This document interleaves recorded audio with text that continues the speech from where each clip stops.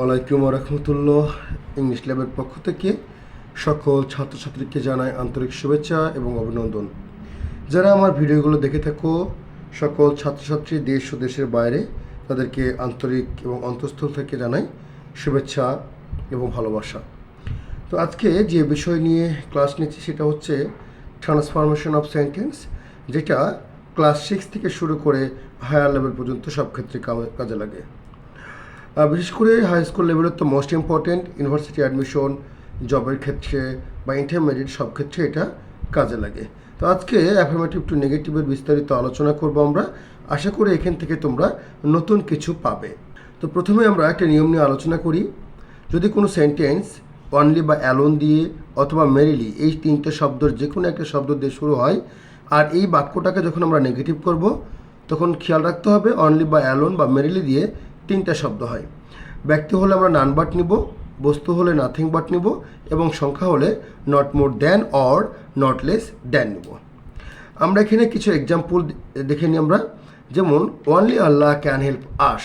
তো এখানে অনলি পরে ব্যক্তি বোঝাচ্ছে, এজন্য আমরা নান বাট নিব, none but Allah can help us. He has only a ball. তো এখানে অনলির পরে বল একটা বস্তুবাচক শব্দ, সেক্ষেত্রে আমরা নিব নাথিং বাট, অর্থাৎ হি হ্যাজ নাথিং বাট এ বল। এরপর আমরা তৃতীয় এক্সাম্পল দেখতে পাচ্ছি, হি হ্যাজ অনলি 10 টাকা। 10 অর্থাৎ সংখ্যা বোঝাচ্ছে এবং সংখ্যার আগে অনলি আছে, যার কারণে এখানে উত্তরটা হবে he has not more than 10 টাকা। শিক্ষার্থী বন্ধুরা, যখনই অনলি অ্যালোন বা মেরিলি শব্দটা থাকবে আর ওই শব্দকে নেগেটিভ করতে বলা হবে, তোমাদের সবসময় চিন্তা করবা যে অনলির পরের ওয়ার্ডটা কি আছে। যদি অনলির পরের ওয়ার্ডটা ব্যক্তি হয় নান বাট, বস্তু হলে নাথিং বাট, সংখ্যা হলে not more than or not less than. এখন আমরা দ্বিতীয় নিয়মে চলে যাব। যদি কোনো অ্যাফার্মেটিভ সেন্টেন্সে must, have to, has to থাকে, তাহলে নেগেটিভ করার সময় এর পরিবর্তে আমরা ক্যান নট বাট অথবা ক্যান নট হেল্প নিতে পারি। তবে ক্যান নট বাটের পরে ভার্বের কোনো পরিবর্তন হবে না, কিন্তু যদি ক্যান নট হেল্প নাও, তাহলে ভার্বের সাথে আইএনজি যুক্ত করতে হবে। যেমন এখানে একটা এক্সাম্পল আছে, we must of your parents. তাহলে এই অ্যাফার্মেটিভ সেন্টেন্সে মাস্ট আছে, যখন এটাকে আমি নেগেটিভ করতে যাব তখন we can not but of your parent. তবে যদি আমি we can not but use না করি, we can not help use করি, তাহলে এই যে ভার্ব আছে অবি, এটাকে অবশ্যই আইএনজি করে দিতে হবে। তাহলে উত্তরটা হবে এরকম, উই ক্যান নট হেল্প অভিং আওয়ার প্যারেন্টস। এখন আমরা 3 নম্বর নিয়ম দেখতে পাচ্ছি। যদি কোনো অ্যাফার্মেটিভ সেন্টেন্সে বোথ এবং অ্যান্ড থাকে, তবে বোথ এবং অ্যান্ড এর অবস্থানে নট অনলি বাট অলসো নিব। যেমন এখানে অ্যাফার্মেটিভ বাক্যটা হচ্ছে both Dolon and Dola were excited.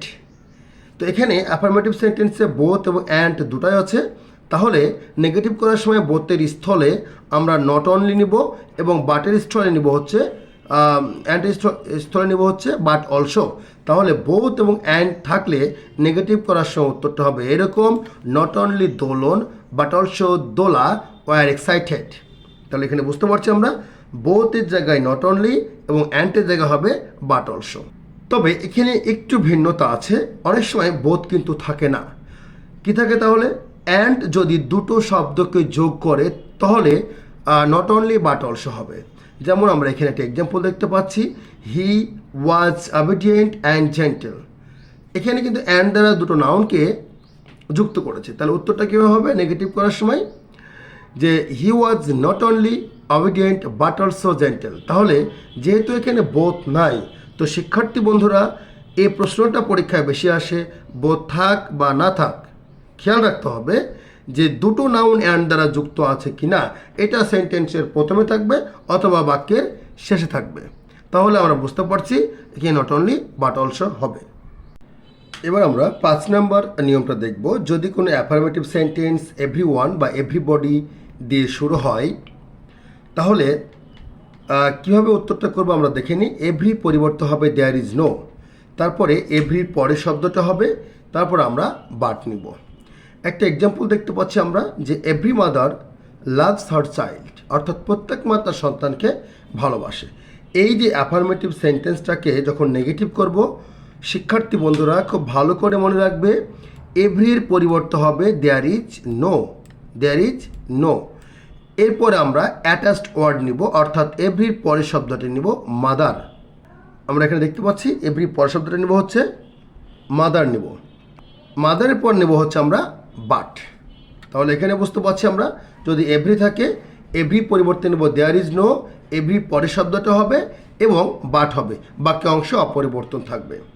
তবে এই নিয়মের আরেকটা নিয়ম আছে, একটা ভিন্ন নিয়ম। এভরি প্লাস হ্যাজ থাকলে, এর আগে কিন্তু মেন ভার্ব ছিল, যেমন লাভস হচ্ছে মেন ভার্ব, কিন্তু এখানে এভরি প্লাস হ্যাজ থাকলে সেম একই হবে, যে এভরি থাকলে দেয়ার ইজ নো নিব, তারপরে অ্যাটাচড একটা ওয়ার্ড নিব, কিন্তু এখানে যে বাট আছে এই বাটের পরিবর্তে নিব হচ্ছে উইদাউট, উইদাউট নেব। তখন বাট হতো, কারণ তখন হ্যাজ ছিল না। এখানে একটা আমরা এক্সাম্পল দেখব যে এভরিথিং হ্যাজ এ ক্রাউন, তাহলে এভরি পরিবর্তে আমরা নিয়েছি দেয়ার ইজ নো, কী নিয়েছি আমরা এখানে দেয়ার ইজ নো নিয়েছি। এরপরে অ্যাটাচড ওয়ার্ড, অর্থাৎ এভরি পরের শব্দটা হচ্ছে কিং, এবং এই যে হ্যাজ আছে এই হ্যাজের পরিবর্তে হবে উইদাউট। তো শিক্ষার্থী বন্ধুরা, এভরি দিয়ে যে দুটো নিয়ম আছে, এই দুটো নিয়মের মধ্যে 6 নম্বর নিয়মটা খুব বেশি বেশি পরীক্ষা আসে, আর প্রত্যেকটা স্টুডেন্ট কিন্তু এখানে ভুল করে ফেলে, কারণ বিভিন্ন বই পুস্তকে লেখা আছে এভরি থাকলে দেয়ার ইজ নো হবে, পরে বাট হবে। আর একটা নিয়মে করা যায় অবশ্যই, হু ডাজ নট দিয়েও করা যায়, তো ওটা এখন নাই শেখাই আমি তোমাদের। এখন আমরা দেখব নেক্সট যে নিয়মটা আছে, যদি কোনো অ্যাফার্মেটিভ সেন্টেন্সে অ্যাজ সুন অ্যাজ থাকে, তাহলে নেগেটিভ করার সময় কি করব আমরা? তো অ্যাজ সুন অ্যাজের পরিবর্তে আমরা নেব হচ্ছে no sooner had, no sooner had নেব আমরা। নো সোনার হ্যাড নেওয়ার পরে একটা জিনিস মাথায় রাখবে, যে হ্যাডের পরে কিন্তু ভার্বের পিপি ফর্ম হবে, এবং এই যে কমা থাকে এই কমার জায়গায় হবে দেন। যেমন as soon as the thief saw the police, comma he ran away. তো শিক্ষার্থী বন্ধুরা, এই যে এখানে অ্যাজ সুন অ্যাজ আছে, এই অ্যাজ সুন অ্যাজের পরিবর্তে আমরা প্রথমে নেব নো সোনার হ্যাড, তারপরে সাবজেক্ট নিব, এরপরে এই যে ভার্বটা আছে স, এই স এর পরিবর্তে হয়ে যাবে শিন। কেন শিন হলো? যেহেতু এখানে হ্যাড আছে, আমরা জানি হ্যাডের পরে অবশ্যই ভার্বের পাস্ট পার্টিসিপল ফর্ম হবে। এরপরে কমার জায়গায় বসবো আমরা দেন, তারপরে আর কোনো পরিবর্তন হবে না। তাহলে বুঝতে পারছি অ্যাজ সুন অ্যাজ থাকলে নো সোনার হ্যাড হবে এবং ভার্বের পাস্ট পার্টিসিপল ফর্ম করতে হবে, এবং কমার জায়গায় হবে দেন। আমরা 8 নম্বর নিয়মটা দেখতে পাচ্ছি, যদি কোনো অ্যাফার্মেটিভ সেন্টেন্স বাই দ্বারা শুরু হয় এবং বাই প্লাস আইএনজি দ্বারা শুরু হয়, সেক্ষেত্রে অ্যাফার্মেটিভ সেন্টেন্স থাকলে তাকে নেগেটিভ করব কি করে আমরা সেটা দেখব। তো এখানে একটা এক্সাম্পল আছে, by reading books will you pass in the exam, অর্থাৎ বই পড়ার মাধ্যমে তুমি পরীক্ষায় পাস করতে পারবে। তো বন্ধুরা, এই বাক্যটাকে যখন আমি নেগেটিভ করব, তখন একটা কথা মনে রাখবে, এই যে বাই আছে এই বাইয়ের পরিবর্তে নিতে হবে উইদাউট, কারণ বাইয়ের পরিবর্তে নেব আমরা কি উইদাউট, এবং পরবর্তী যে অ্যাফার্মেটিভ বাক্যটা আছে এই বাক্যটাকে নেগেটিভ করতে হবে। তো নেগেটিভ করবো কি করে? সাহায্যকারী ভার্বের পরে নট বসাই দিলে কিন্তু নেগেটিভ হয়ে যাবে। তো এটা মোস্ট ইম্পর্টেন্ট একটা টপিক, কারণ পরীক্ষাতে অনেক বেশি আসে। মাথায় রাখবে, বাই দ্বারা যদি কোনো অ্যাফার্মেটিভ সেন্টেন্স থাকে ওটাকে নেগেটিভ করতে হলে বাইয়ের পরিবর্তে উইদাউট নিব এবং পরবর্তী ক্লজে নেগেটিভ করে দেব। তো শিক্ষার্থী বন্ধুরা, আশা করি তোমরা এই ভিডিওটি দেখলে অবশ্যই উপকৃত হবে। ভিডিওটি দেখবে এবং বেশি বেশি শেয়ার করবে। আশা করি ফিউচারে তোমাদের আরও ভালো কিছু দেওয়ার চিন্তা ভাবনা করব, এবং তোমাদের যে চাহিদা রয়েছে সেই চাহিদা অবশ্যই কমেন্ট বক্সে লিখবে।